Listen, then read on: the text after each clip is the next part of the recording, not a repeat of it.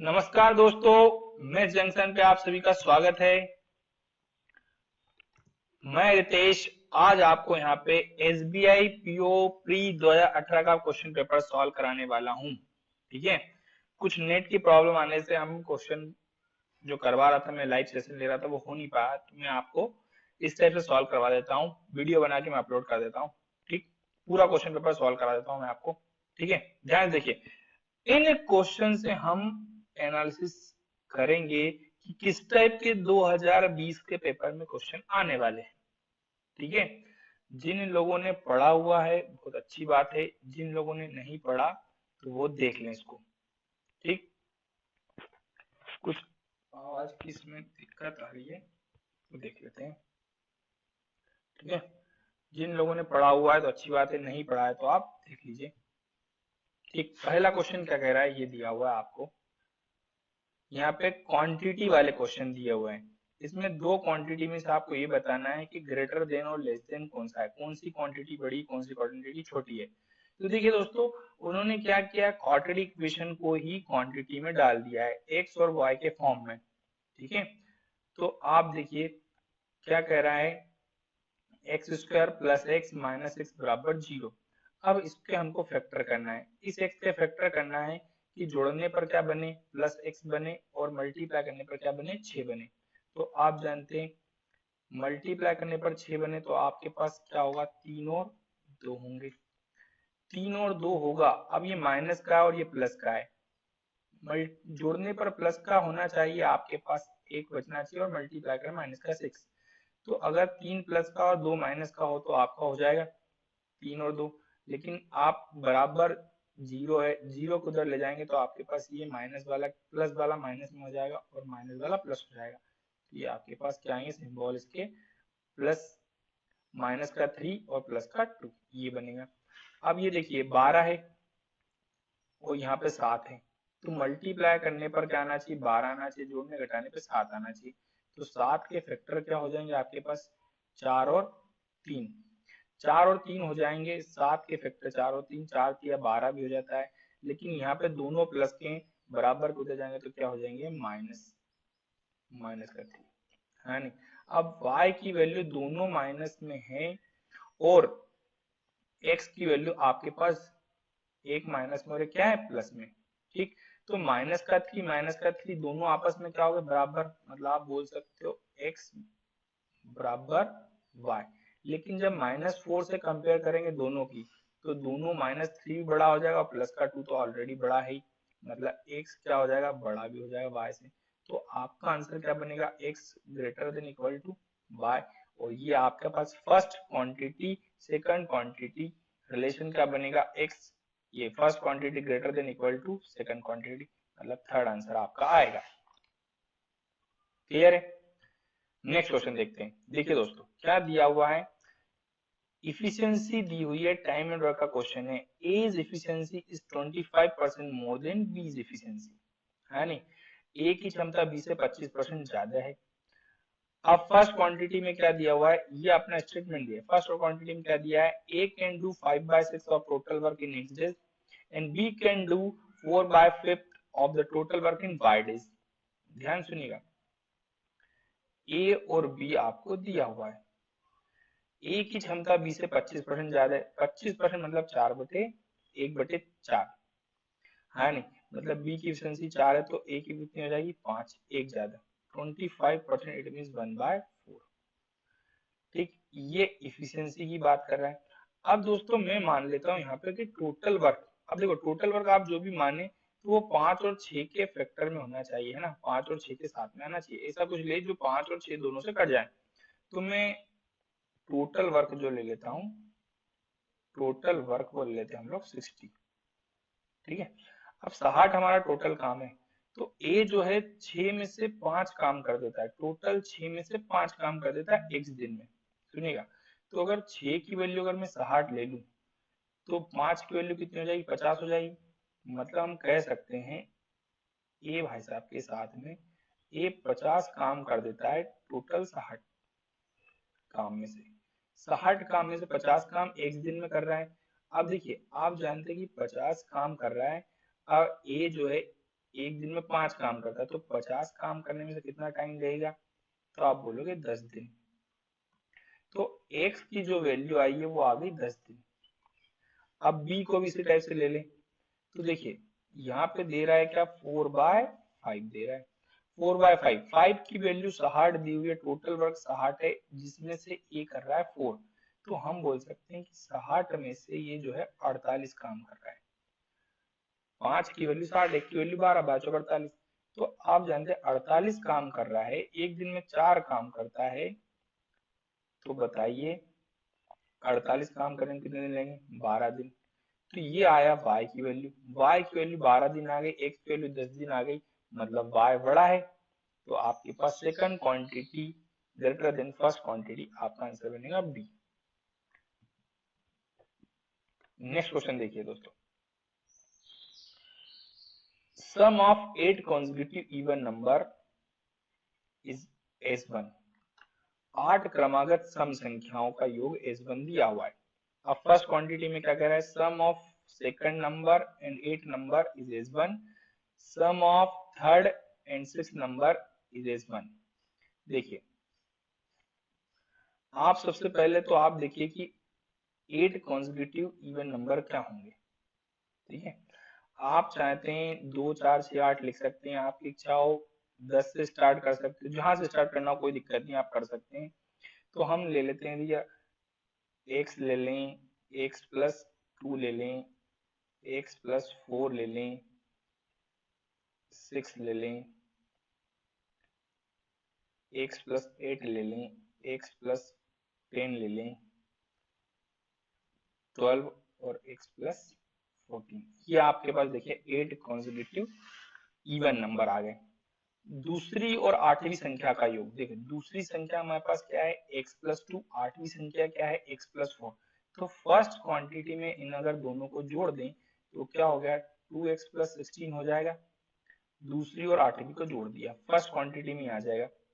और second quantity में क्या था, तीसरी और छठवीं को, तो तीसरा ये है और छठवा ये है, इन दोनों को जोड़ दें तो आपके पास सेकंड क्वांटिटी में क्या बन जाएगा, 2x+14।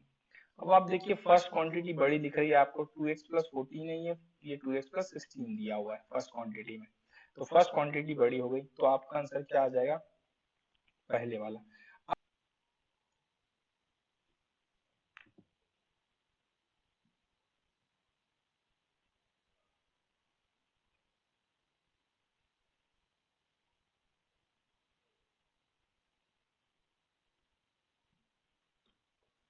नेक्स्ट क्वेश्चन देखिए, an article is sold at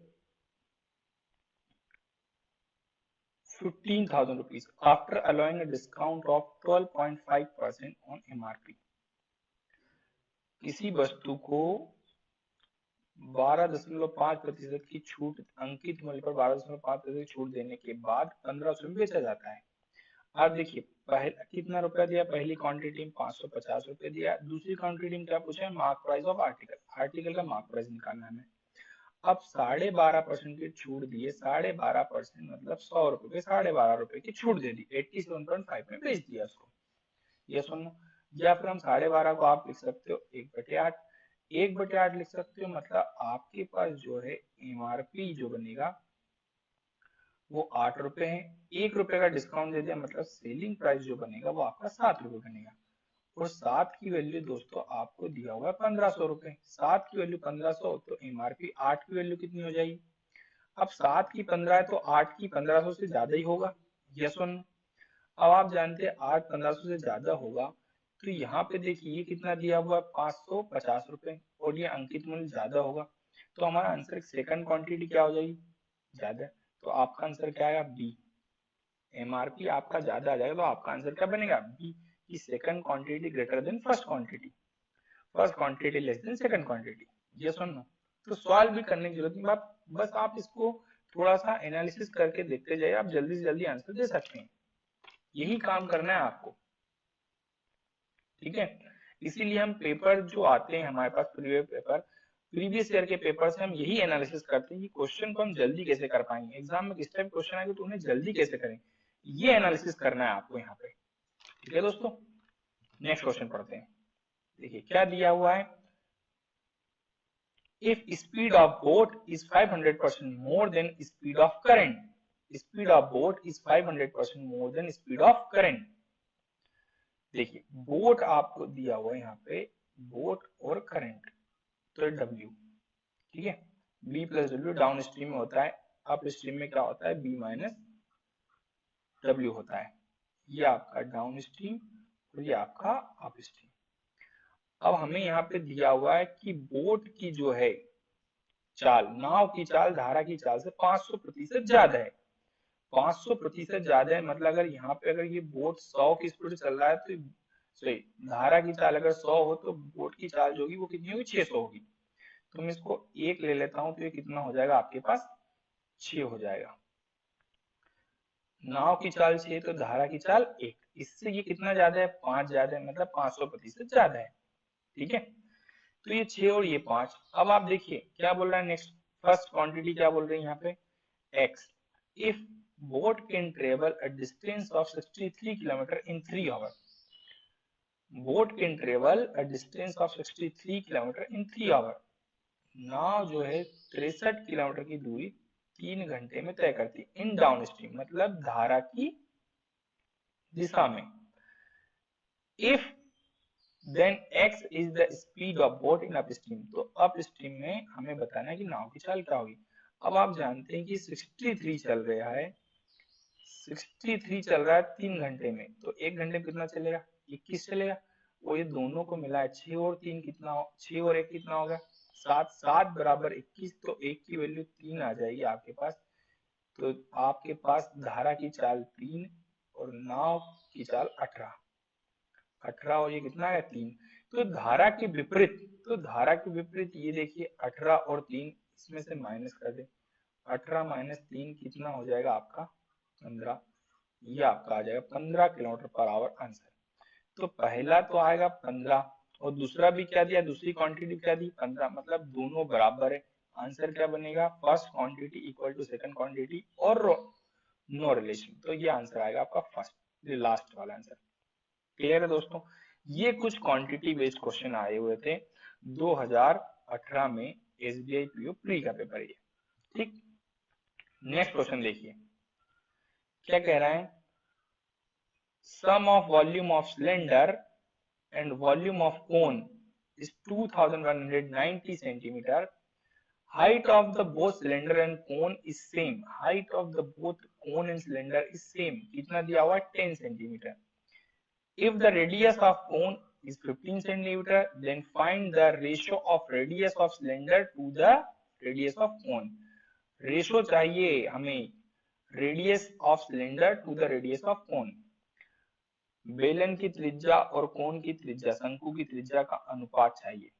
अब यहाँ पे कोन की त्रिज्या तो दे दी है हमको 15, हमें निकालना है बेलन की त्रिज्या, ठीक है।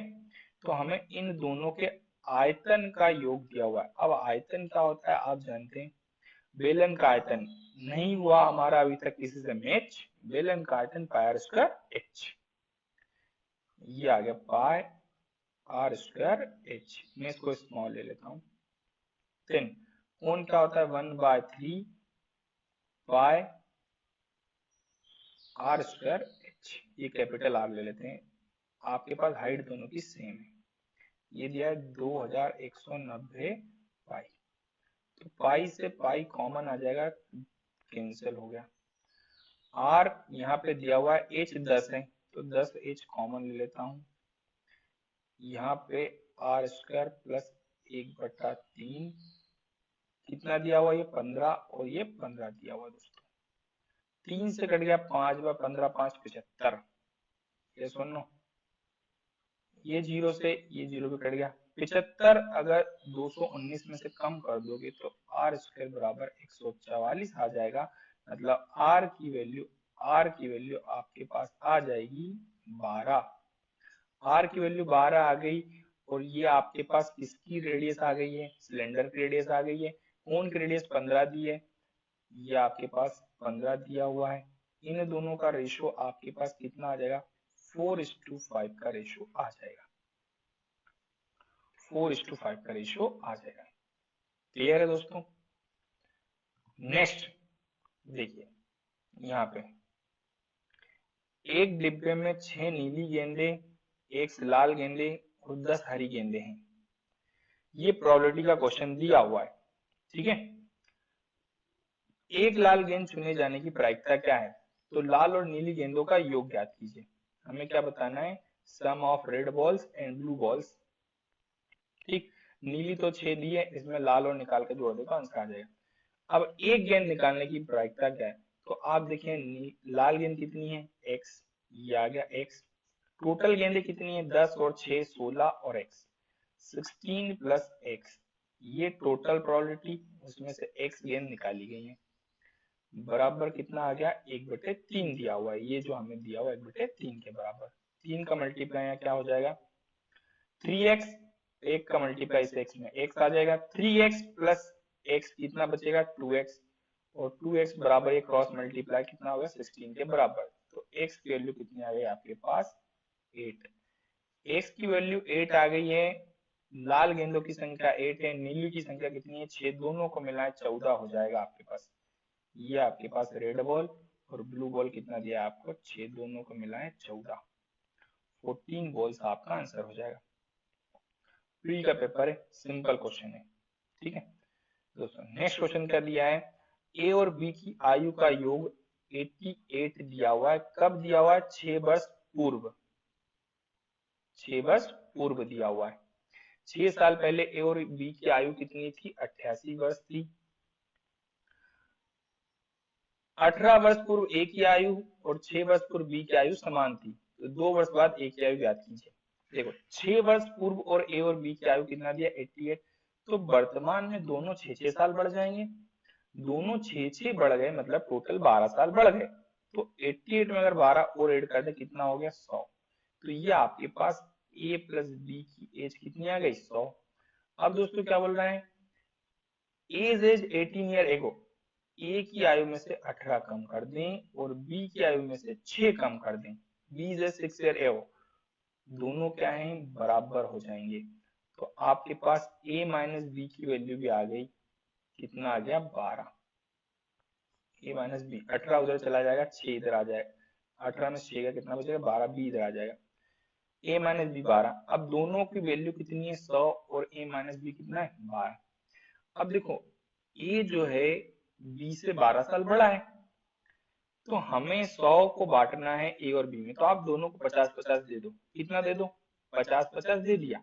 लेकिन ए को हमें बनाना कितना है? 12 साल बड़ा, तो इस 12 को आधा कर दो, 6 में 50 जोड़ दो, कितना हुआ? 56 साल का ये हो जाएगा, और बी जो हो जाएगा वो हो जाएगा 44 साल का, दोनों को मिला के 100।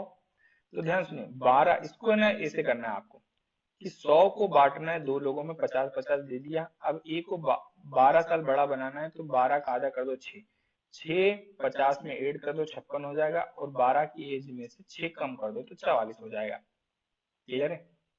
ऐसा भी आप कर सकते हो, नहीं तो इसको जोड़ लोगे तो ये दोनों ए बी से बी कैंसिल, खचाक खचाक हो जाएगा ये, ठीक है। और 2a बराबर 112, मतलब ए की वैल्यू 56 साल, बी की वैल्यू 44 साल। तो हमसे पूछा है ए की 2 वर्ष बाद आयु, तो 2 और जोड़ दें, कितना हो जाएगा? 58, 58 आपका आंसर होगा। क्लियर है? देखिए दोस्तों नेक्स्ट क्वेश्चन क्या कह रहे हैं? 120 मीटर लंबी ट्रेन, 120 मीटर लंबी ट्रेन ए एक 240 मीटर लंबे प्लेटफॉर्म को 18 सेकंड में पार करती है, 240 मीटर लंबे प्लेटफॉर्म को 18 सेकंड में पार करती है। ट्रेन ए और ट्रेन बी की गति का अनुपात 4:5 है। तो ट्रेन बी एक पोल को 12 सेकंड में पार करती है, तो ट्रेन बी की लंबाई ज्ञात करो। सुनिएगा ध्यान से, समझिए क्वेश्चन, बहुत अच्छा क्वेश्चन दिया हुआ है, ट्रेन के कॉन्सेप्ट पे है, टाइम एंड डिस्टेंस का है। देखो मैंने आपको बताया ट्रेन प्लेटफॉर्म को पार करती है, सुरंग को पार करती है, ब्रिज को पार करती है, उन दोनों की लेंथ हमेशा जुड़ेगी, और लेंथ ही हमारे डिस्टेंस का काम करती है। कितने सेकंड में पार कर रही है? 18 सेकंड में। तो जब भी टाइम एंड डिस्टेंस का क्वेश्चन है, आपको ये पता होना चाहिए कि गिवन क्या इन्फॉर्मेशन है। इंफॉर्मेशन गिवन हमारे पास क्या क्या है, ठीक है। तो टाइम दिया हुआ है और डिस्टेंस दिया हुआ है, मतलब स्पीड निकालने। तो ट्रेन ए की स्पीड आपके पास आ गई, दोनों को जोड़ दें 120 240 मतलब 360।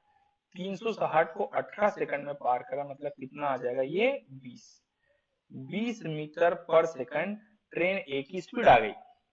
अब दोस्तों देखिए, हमें ट्रेन बी की स्पीड और ए की स्पीड का रेशियो दिया हुआ है, कितना दिया हुआ है,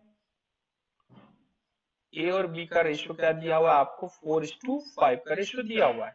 तो ये 4 की वैल्यू 20 के बराबर, तो एक की वैल्यू 5 हो गई, मतलब टोटल कितना हो गया, 25 हो गया। बी की स्पीड आ गई 25 मीटर पर सेकंड। अब देखिए, बी 12 सेकंड में एक पोल को पार करता है, 12 सेकंड में एक पोल को पार करता है। तो आप देखिएगा कि जब भी मैंने ट्रेन बताया था, ट्रेन कॉन्सेप्ट में, जब भी ट्रेन किसी पेड़ पोल आदमी को पार करती है, मतलब खुद की लेंथ को पार करती है, तो डिस्टेंस बराबर स्पीड इनटू टाइम। 25 की स्पीड से 12 सेकंड में पार करती, मतलब 300 मीटर इसकी लेंथ आ जाएगी। बी ट्रेन की लेंथ कितनी आ जाएगी, 300 मीटर। क्लियर। नेक्स्ट क्वेश्चन देखिए, शब्द IMPESH से ऐसे शब्द बनाने की प्रायिकता कितनी है जिसमें सभी स्वर एक साथ हो। प्रोबेबिलिटी का क्वेश्चन है, ध्यान से देखिए, प्रोबेबिलिटी का क्वेश्चन है ये। दो प्रोबेबिलिटी के क्वेश्चन आए हैं SBI PO में, ध्यान सुनना। आप क्या कह रहा है, तो टोटल हम यहाँ पे अल्फाबेट काउंट कर लो, 1 2 3 4 5 6 7, 7 अल्फाबेट है, मतलब टोटल केस कितने बनेंगे, 7 फैक्टोरियल। अब आपसे बोला है IMPESH, इसमें से स्वर साथ में है। स्वर क्या है आपके पास, A E I। तो आप देखेंगे ए ई और आई ये एक साथ हैं, तो ये इसका एक कंबाइंड पैकेज बन गया। और बचा क्या है अब आपके पास, MPCH, ये बचा है। तो इसको एक काउंट करेंगे, इसको दो काउंट करेंगे, 3 4 और 5, ये टोटल 5 अल्फाबेट हो गए आपके पास, साथ में आए। तो इसको हम लिखेंगे फैक्टोरियल 5। लेकिन ये तीन भी आपस में मूव कर सकते हैं, लेकिन रहेंगे साथ में ही, तो इसके लिए फैक्टोरियल क्या लेंगे हम, फैक्टोरियल 3 भी लेना पड़ेगा। तो आपका आंसर क्या बनेगा, फैक्टोरियल 5 इंटू फैक्टोरियल 3 अपॉन में फैक्टोरियल 7, ये प्रोबेबिलिटी बनेगी। अब इसको हम सॉल्व कर लेते हैं। तो फैक्टोरियल 5 ऐसे ही रहने दो, 3 को सॉल्व करो, 3 इंटू 2, फैक्टोरियल 7 में से 7 6 और फैक्टोरियल 5, फैक्टोरियल 5 से 5 कैंसिल हो गया, 3 2 6 से 6 कैंसिल, क्या आंसर बनेगा, 1/7। ये आएगा, सभी स्वर एक साथ होने की प्रायिकता 1/7 रहेगी। समझे। तो प्रोबेबिलिटी के दो क्वेश्चन थे, प्रोबेबिलिटी बहुत अच्छी जानी चाहिए आपको, वैसे बेसिक क्वेश्चन आए सारे। देखिए दोस्तों, आपको यहाँ प्रोबेबिलिटी बेसिक लेवल की बहुत अच्छे से आनी चाहिए, बेसिक बहुत जरूरी है यहाँ पे, बस बेसिक ही क्वेश्चन आते हैं, क्योंकि एग्जाम तो आप जानते हैं यहाँ पे इंजीनियरिंग वाला भी देता है, BSc वाला भी देता है, BCom वाला भी देता है, आर्ट्स वाला भी देता है। तो सभी डीप नॉलेज तो नहीं होगा प्रोबेबिलिटी का, लेकिन बेसिक नॉलेज सबको होता है, इसलिए बेसिक नॉलेज आपको यहाँ पे बेसिक क्वेश्चन आते हैं। अब देखिए, एक क्वेश्चन ये दिया हुआ है आपका, ये आप देखेंगे तो ये है आपके पास, इसको आप पढ़ेंगे तो ये आपको लगेगा पार्टनरशिप बेस्ड DI है। इसके कुछ क्वेश्चंस हैं आपके पास 4-5, वो हम सॉल्व करेंगे। पार्टनरशिप बेस्ड DI है, ठीक है। देखें, तीन व्यक्ति ABC, तीन व्यक्ति आपके पास क्या है, ABC, जो दो अलग अलग योजनाओं में निवेश करते हैं, S1 और S2। अब अलग अलग निवेश करने, पार्टनरशिप बेस्ड है, तो हम इसके लिए एक टेबल बना लेते हैं। सबसे पहले इनकी इंफॉर्मेशन निकाल लें, ठीक है। टेबल बना लेते हैं, क्या है, A B और C, दो स्कीम है S1 और S2, कितना कितना निवेश कर रहे हैं। देखिए, two different scheme, A invested 80,000 for 2 year in scheme S1, ये लगा रहा है 80,000 रुपए 2 वर्ष के लिए। बी लगा रहा है 30,000 रुपए 4 वर्ष के लिए। और आपको पता है कि देखिए दोस्तों, मैंने आपको एक चीज बताई थी कि प्रॉफिट बराबर होता है कैपिटल इनटू टाइम। प्रॉफिट बराबर capital into time. Capital into time, जो रेशो कैपिटल और टाइम का होगा वही रेशो किसका होगा, प्रॉफिट का। कैपिटल का टाइम में मल्टीप्लाई करके जो आपके पास कैपिटल इन्वेस्टमेंट का रेशो आएगा वही बनेगा प्रॉफिट का रेशो। ठीक है, 80,000 2 ईयर के लगा रहा है, 30,000 लगा रहा है ये 4 ईयर के लिए, और ये लगा रहा है बी सी जो लगा रहा है, आप देखेंगे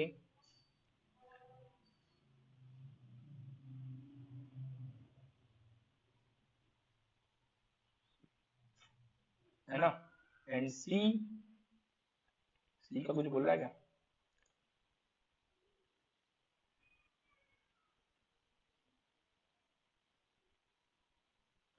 ए 80,000 30,000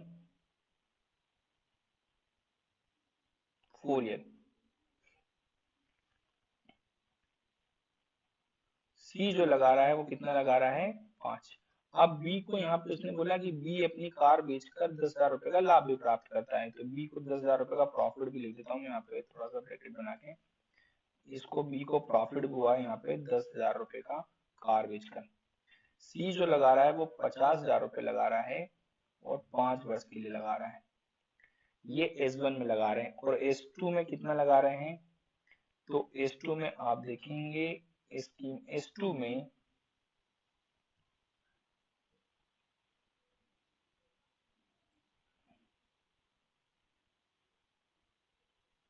ए लगा रहा है 10,000।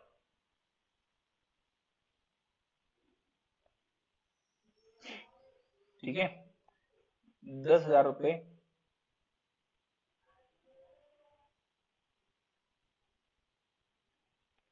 ये लगा रहा है जो।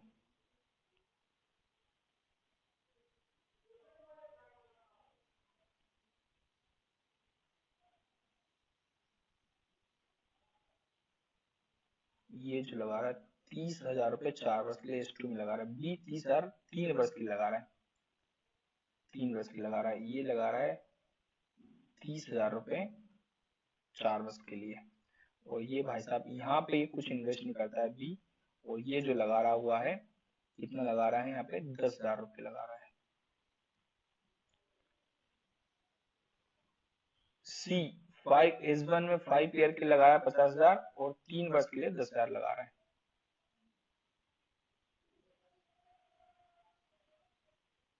क्लियर है।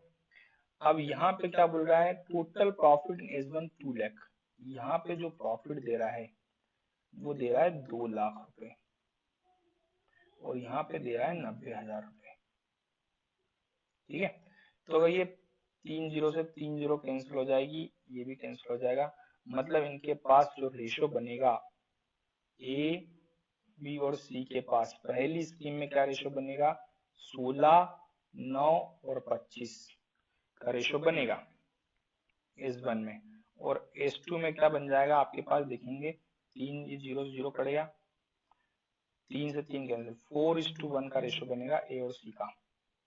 तो अगर हम बांट दें, देखिए 16 9 25 कितना हो जाएगा आपके पास, 16 9 25 टोटल हो जाएगा आपके पास 50।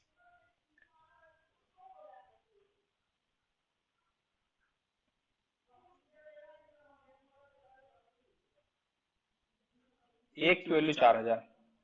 ठीक है, 50 के बराबर 2 लाख की वैल्यू 4,000। 4,000 का 16 में मल्टीप्लाई कर दोगे तो 64,000 ए ने लगा, ए का प्रॉफिट आ जाएगा। यहाँ पे इसका 4,000, यहाँ पे 4,000।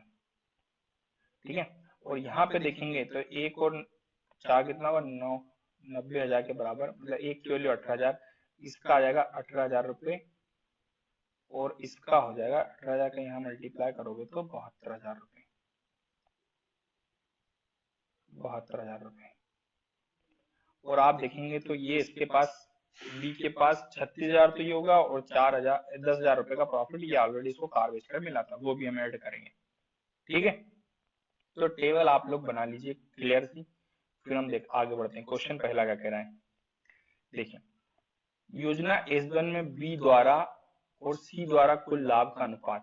तो C को तो आप देख चुके हैं, यहाँ पे मैं टेबल बता दूं आपको कि B को 36,000 तथा 10,000 टोटल 46,000 हो गया, और इसको जो हो जाएगा 1 लाख का हो जाएगा, है नहीं, 4,000 इंटू 25, ये यहाँ पे इसको 1 लाख का प्रॉफिट हो जाएगा। तो 46,000 और 1 लाख का हमें रेशो चाहिए। 46,000 और 1 लाख का आपके पास रेशो, तो ये आपके पास क्या हो जाएगा, 4 0 3 0 कट जाएगा आपसे, तो 23:50 का रेशो बनेगा। नेक्स्ट आप देखेंगे, तो नेक्स्ट अगर आप देखते हैं S1 में A द्वारा लाभ और S2 में C द्वारा लाभ, तो देखो S1 में A को कितना हुआ है, 64,000 रुपए का लाभ हुआ है। टेबल में आप देख सकते हैं, वीडियो थोड़ा सा आप रिवाइज करेंगे तो आ जाएगा, ठीक है। ये 64,000 A को लाभ हुआ है, और C को जो हुआ है वो 18,000 हुआ है, उसका कितना प्रतिशत है, इंटू 100, तो ये 2 0 2 0 1 0 0 कट गया दोस्तों, ये हो जाएगा आपका 3200/9। देखो 3209 इसको डिवाइड करना है आपका, तो आपके पास 9 से 27, 9 5 45, 9 5 45 ही आ जाएगा। लेकिन अगर आप ऑप्शन से देखेंगे तो यहाँ पे जीरो यूनिट प्लेस पे जीरो आना चाहिए, तो 9 का मल्टीप्लाई 6 में कितना हो जाएगा, नाम से 54 और 7 61, ये भी नहीं आएगा, नाम 7 63 8, ये भी नहीं बनेगा, यहाँ पे भी नहीं बन पाएगा, तो यहाँ पे बनेगा 9 5 45 4, नहीं बनेगा। ये देखिए 9 5 45 और 50, ये ऑप्शन आपका आंसर आएगा, मतलब 355/5/9%। तो आप यहाँ पे पूरा इसको न सॉल्व करके आप ऐसे भी देख सकते हो, ऑप्शन भी ट्राई कर सकते हो, कोई दिक्कत नहीं है। और भी आगे क्वेश्चन अपने को ऐसा मिलेगा। देखिए क्या बोल रहा है, यदि दोनों योजनाओं में ए द्वारा किया गया निवेश और दोनों योजनाओं में ए द्वारा प्राप्त किया कुल लाभ को 20% चक्रवृद्धि ब्याज पर निवेश किया जाता है, तो 2 वर्ष के बाद अर्जित चक्रवृद्धि ब्याज क्या कीजिए। देखिए पहले तो 20% की बात कर लें, उसके बाद हम आगे क्वेश्चन सॉल्व करेंगे। 20%, पहले साल भी ब्याज 20 रुपए आएगा, 100 रुपए का मान ले तो दूसरे साल ब्याज 20 रुपए आएगा, और 20 का फिर अगर आप देखें, मान लो 100 रुपए आपके पास हैं, तो 100 का 20% के हिसाब से कितना आ जाएगा, 20 रुपए ब्याज पहले साल, दूसरे साल भी 20 रुपए, और 20 का फिर 20% मतलब 4, मतलब टोटल ये जो बनेगा 44% के बराबर बनेगा। कितना बनेगा, 44%। तो हम टोटल जो भी जितना भी रुपया उसका क्या निकाले, 44। तो अब देखिए ए ने पहले साल जो निवेश किया था S1 में, वो 80,000 निवेश किया था। S2 में कितना निवेश किया था, आप जानते हैं कि S2 में निवेश किया था इसने 30,000 रुपए, और इसको प्रॉफिट जो हुआ था 64,000 रुपए हुआ था S1 में, और दूसरे में जो फायदा हुआ था वो 72,000 का हुआ था। टोटल जोड़ लें, ये देखो दोनों स्कीम में निवेश किया हुआ और दोनों स्कीम का टोटल प्रॉफिट, आप वीडियो पीछे देखिएगा आपको पता चल जाएगा टेबल में। टोटल कितना हो गया यहाँ पे, 6 3 8 11, है नहीं 11, और ये आप देखेंगे 13, कितना होगा 24, 2,46,000 का 44% निकाल दें, ये 2 0 2 0। अब देखिए 1 0 तो आनी है, अब यहाँ भी कैलकुलेशन करने की जरूरत नहीं, यहाँ भी आपको पांचों ऑप्शन है, आप डायरेक्ट देख सकते हैं। 6 का मल्टीप्लाई 4 में 6 24, यूनिट प्लेस पे 4 कहाँ पे आ रहा है, यहाँ पे आ रहा है, कहीं पे और आ रहा है क्या, नहीं, मतलब आपके ऑप्शन ये तीनों कट जाएंगे, आपका आंसर क्या बनेगा, ये वाला बनेगा। क्लियर है, समझे। देखते हैं नेक्स्ट क्या बोल रहा है, S1 में ए द्वारा प्राप्त किया गया लाभ, S1 में ए द्वारा प्राप्त किया लाभ और S2 में C द्वारा प्राप्त किया लाभ का औसत कितना है। S1 में ए को 64,000 रुपए मिले हैं, है नहीं, और ए को, और C को जो मिला है 18,000 रुपए मिले हैं S2 में। तो आप सीधे सीधे औसत निकालना, मतलब इसका आधा कितना होता है 32, इसका आधा 9 होता है 41,000, आपका आंसर आ जाएगा, या फिर दोनों को जोड़कर 2 से डिवाइड कर दें, आपका 41,000 आंसर आ जाएगा। क्लियर है। नेक्स्ट क्वेश्चन क्या कह रहा है, यदि ए ने अपनी राशि को S1 के बजाय 3% के लिए R% प्रतिवर्ष की साधारण ब्याज पर निवेश किया, और बी ने अपनी राशि को एक वर्ष के लिए R+5% चक्रवृद्धि ब्याज पर निवेश किया। देखो एक वर्ष में चक्रवृद्धि ब्याज मतलब क्या, साधारण ब्याज ही आएगा, तो निवेश किया, और ब्याज के बीच का अंतर कितना है, 30,000 रुपए। तो आर का मान ज्ञात कीजिए। देखिए ए ने पहले वर्ष S1 में कितना लगाया था, आप जानते हैं यहाँ पे 80,000 रुपए S1 में लगाए थे इन्हें, R% के हिसाब से 3 वर्ष के लिए, ये साधारण ब्याज हो जाएगा। और आप देखेंगे इसने लगाया था बी ने 30,000 रुपए, 30,000 रुपए लगाए थे, R+5%। एक वर्ष में चक्रवृद्धि ब्याज मतलब सिर्फ साधारण ब्याज ही आएगा, और इन दोनों के बीच का अंतर जो है दोस्तों क्या दिया हुआ है, 30,000 रुपए दिया हुआ है।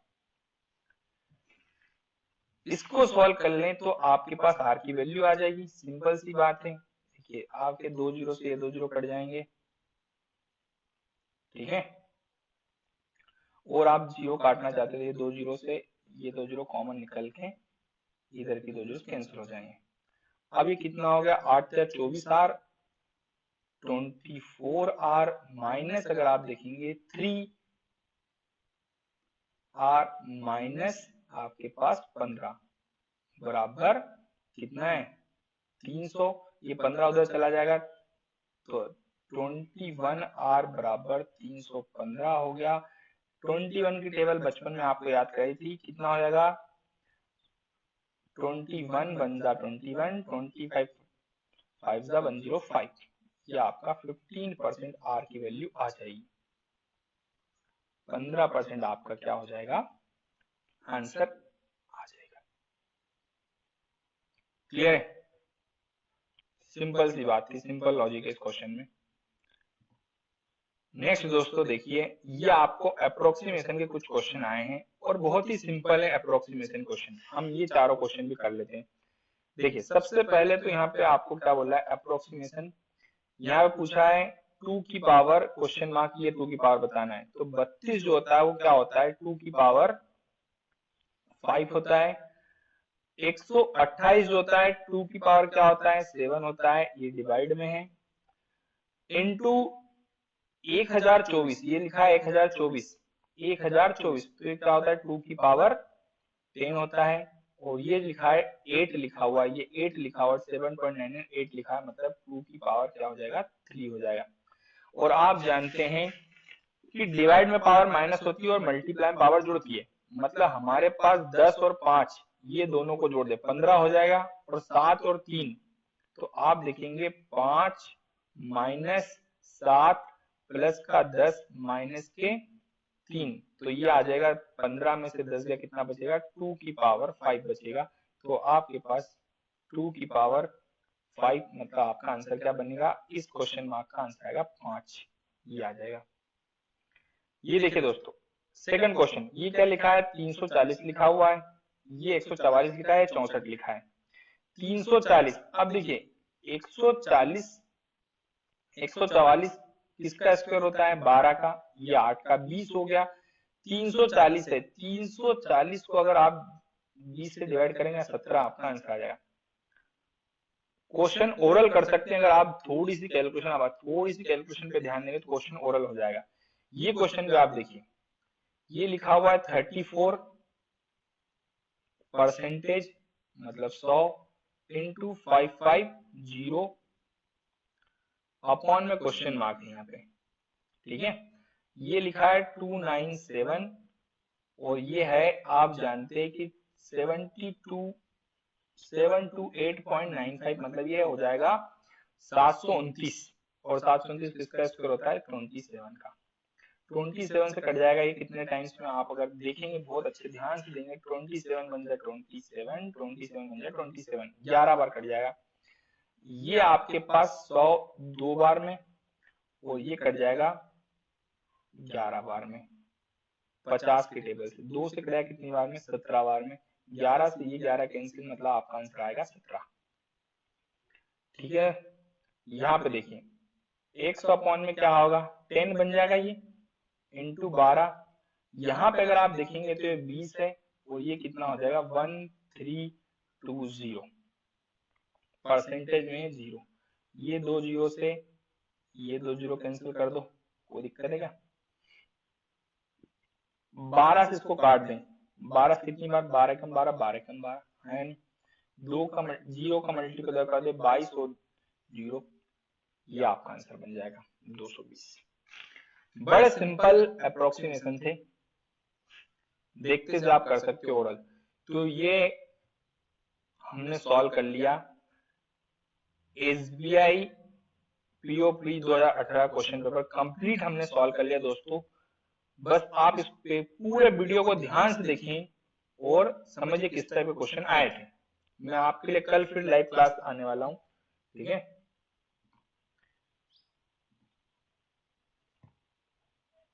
लाइक, सब्सक्राइब और शेयर करिए ज्यादा से ज्यादा वीडियो को।